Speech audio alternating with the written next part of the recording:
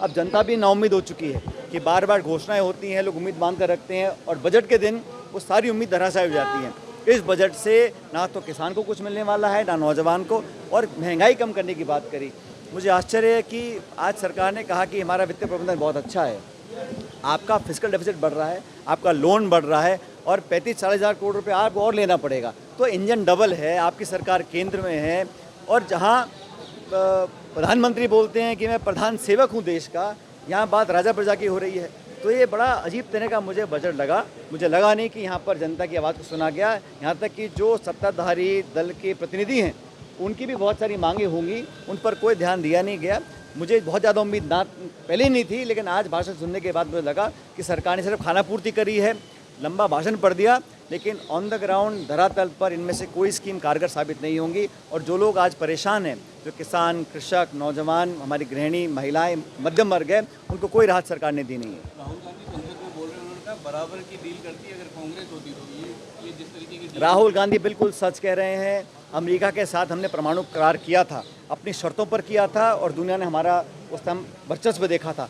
ये जो डील हो रही है ये तो दबाव में हो रही है। कौन सा देश, अमेरिका कैसे हिंदुस्तान को बोल सकता है कि आप रूस का तेल नहीं खरीदेंगे, आप हमसे $5 बिलियन का सामान खरीदेंगे? ये तो हम पे थोपा जा रहा है ना। विदेश नीति को प्रभावित किया है अमेरिका के राष्ट्रपति ने, और मुझे कहते हुए खेद है कि हमारे जो पशुपालक हैं, जो हमारे किसान वर्ग हैं, उनको बहुत नुकसान होने वाले आने वाले समय के अंदर। तो हमारे किसानों का, पशुपालकों के हितों को उन्होंने दरकिनार कर एग्रीमेंट किया है और डिटेल्स नहीं बता रहे हैं। बार बार अमेरिका की तरफ से ये घोषणा हो रही है कि हमने ये भी मांग लिया, हमने ये भी मान लिया। और भारत सरकार ने क्या उपलब्धि करी है?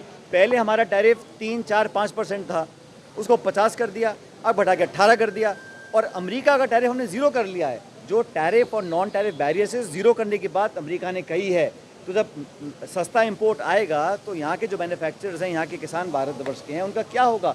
खासकर सोयाबीन के और कॉर्न के जो हमारे किसान हैं, उनको बहुत नुकसान होने वाला है। ये ट्रेड डील जो है दबाव में की गई है। और राहुल गांधी जी जो बोलते हैं, मैं समझता हूँ वो हमारे देश के हितों की बात को रखते हैं। उनको सदन में बोलने नहीं दिया गया था, वो बहुत दुर्भाग्यपूर्ण इंसिडेंट था।